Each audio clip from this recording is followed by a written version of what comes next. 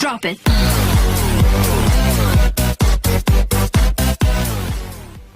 Assalamualaikum warahmatullahi wabarakatuh.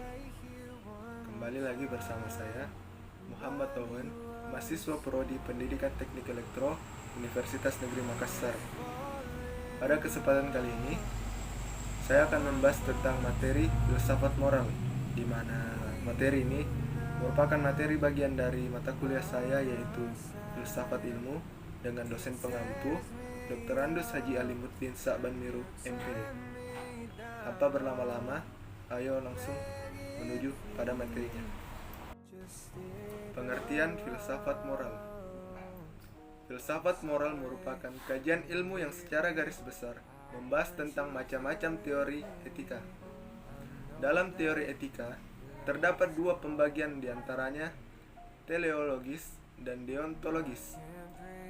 Teori teleologis menentukan baik buruknya suatu tindakan dari baik buruknya akibat yang menjadi tujuannya. Berbeda dari etika teologis, etika deontologis berpandangan bahwa moralitas suatu tindakan melekat pada tindakan itu sendiri, bukan dari finalitasnya. Kemudian, pengertian etika versi filsafat.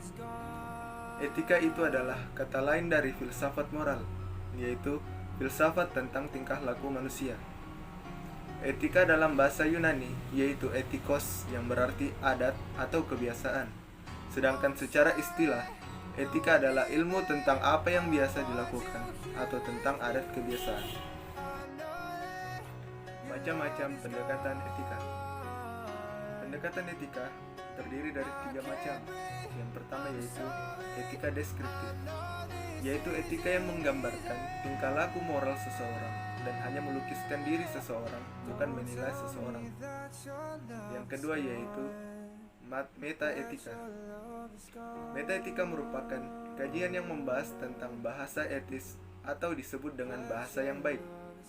Metaetika dengan etika normatif tidak dapat disatukan karena metaetika membahas ucapan-ucapan etis yang khusus, sedangkan etika normatif mengkaji tentang berbagai macam alasan.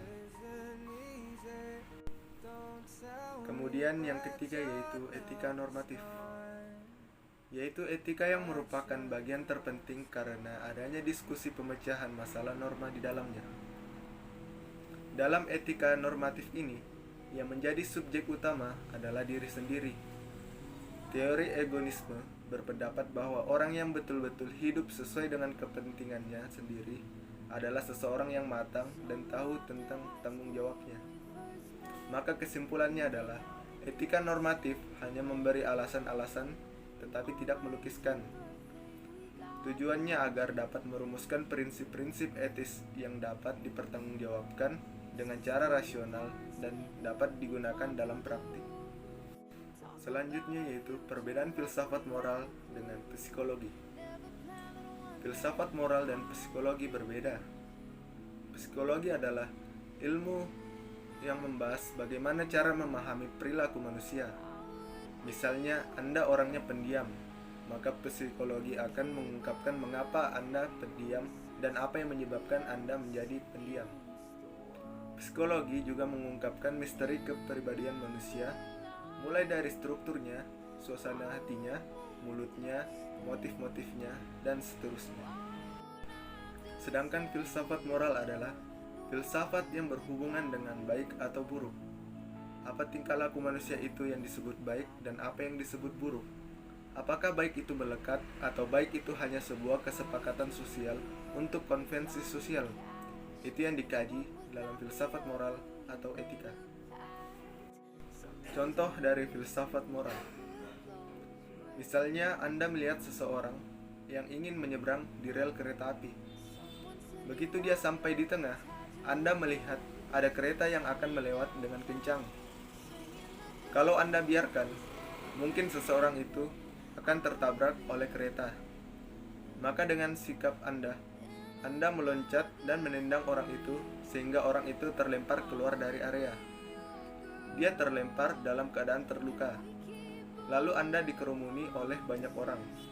Orang-orang menuduh Anda salah dan kurang ajar karena Anda telah menendang orang tersebut. Anda dituduh tidak baik dan tidak benar. Maka disitulah filsafat moral bekerja. Benarkah tindakan Anda dikategorikan baik atau dikategorikan buruk? Filsafat moral membahasnya dari berbagai perspektif. Contohnya tadi, orang kan tidak mengetahui. Tidak semua orang mengerti kondisi yang dilema pada saat itu. Kalau Anda biarkan, mungkin dia akan mati digilas oleh kereta api. Tetapi dengan tendangan Anda, dia selamat nyawanya, meskipun dia merasakan sakit. Jadi kesimpulan yang dapat kita ambil adalah, kita tidak boleh menilai baik atau buruknya seseorang hanya dari sudut pandang kita saja. Dalam perspektif, etika tidak mudah melakukan vonis terhadap seseorang. Mesti dikaji terlebih dahulu dari berbagai hal dan kasusnya seperti apa, lalu diamati dari berbagai perspektif. Demikian materi dari saya, kurang lebihnya mohon dimaafkan. Wassalamualaikum warahmatullahi wabarakatuh.